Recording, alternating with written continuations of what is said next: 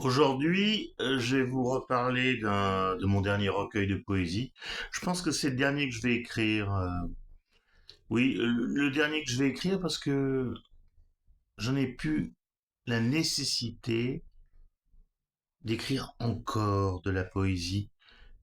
Pour deux raisons. Une raison personnelle très profonde et une raison par rapport au système. C'est le sacerdoce insupportable de la publication. L'océan et Hendaye, aux éditions EDBH, un recueil de poésie. Co- Comment ça a démarré? Grande question. C'est pour ça que je me permets de la poser. Je voulais faire une résidence d'écriture à Hendaye. Et puis tout d'un coup, je me suis dit, ah non, la ferme qui m'accueillerait à Hendaye, il y a une équipe derrière, des jeunes, avec un état d'esprit nouveau. Moi, je suis à la fin de la parabole, je pourrais être en adéquation avec eux, c'est possible, très possible. Ça se trouve, nous serions totalement en adéquation.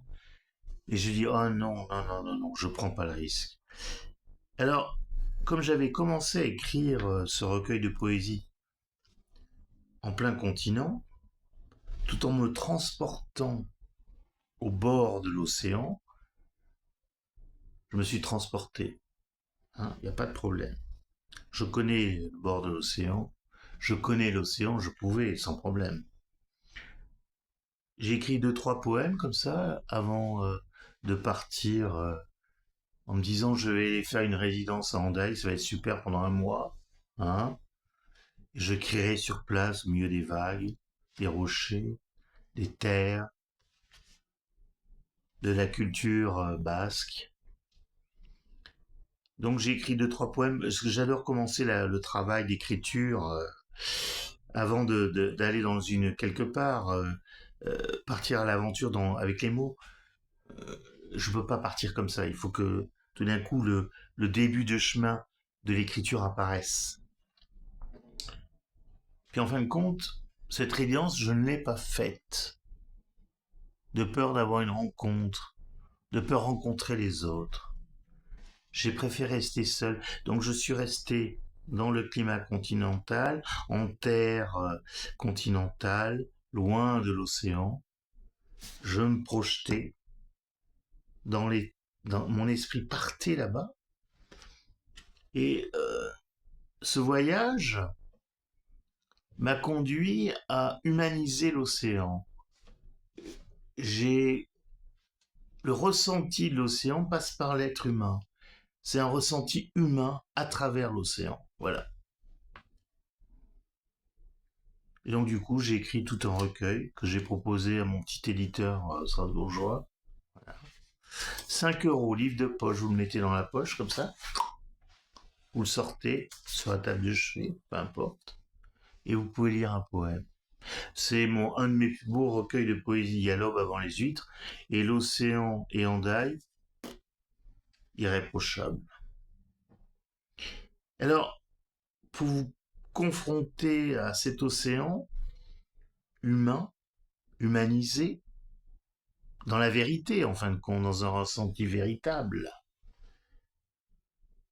je vais vous lire un poème caractéristique, pas un mouton noir, mais un qui est très humain, très presque l'océan disparaît.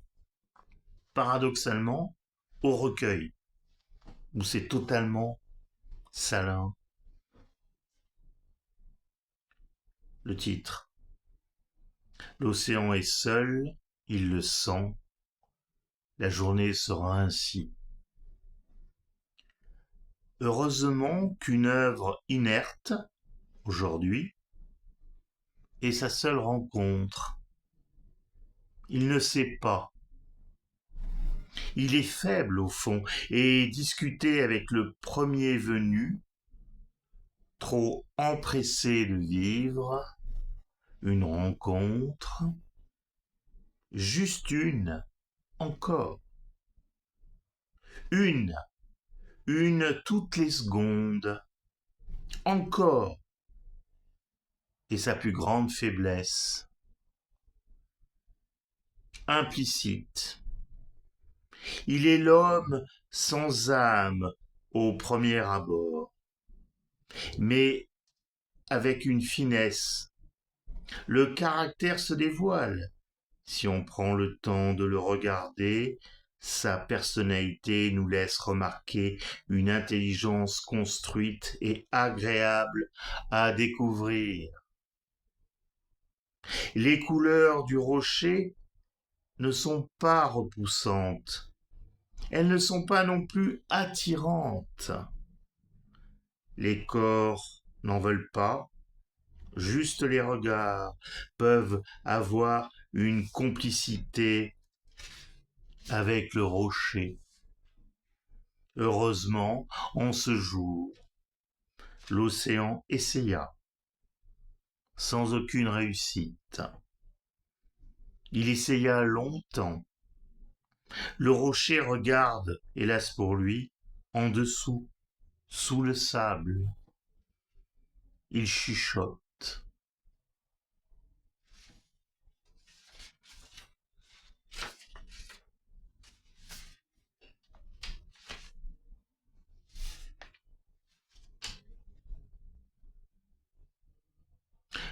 Turpide.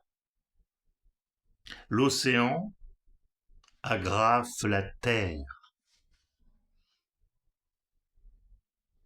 Non, ce déchaînement n'est rien. Il le dit. Croit et désespère, refoule son visage.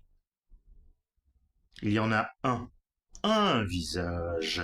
L'océan détruit si vite, sans matin. Il n'en a pas besoin. Ça lui arrive aussi. La beauté arrive après.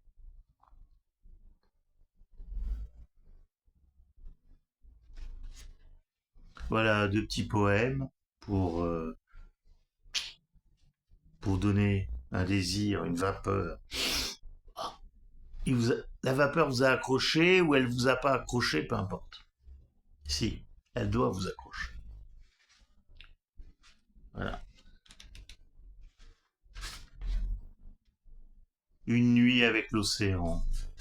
Je vais encore en lire un troisième et un dernier.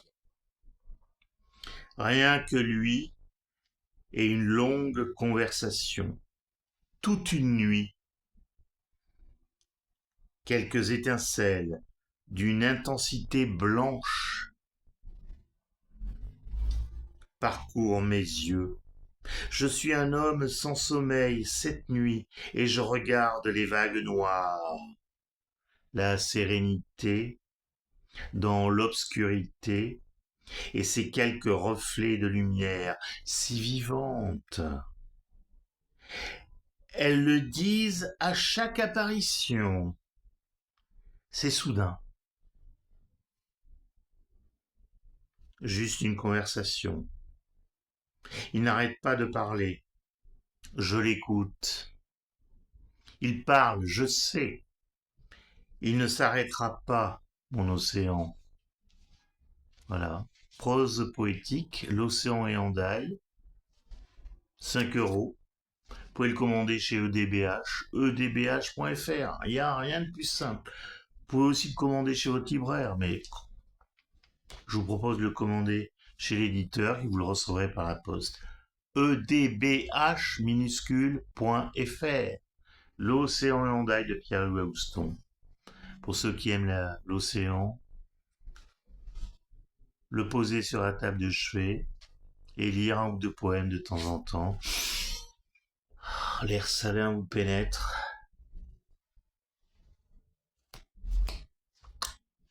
Je vous remercie pour votre écoute. Au revoir.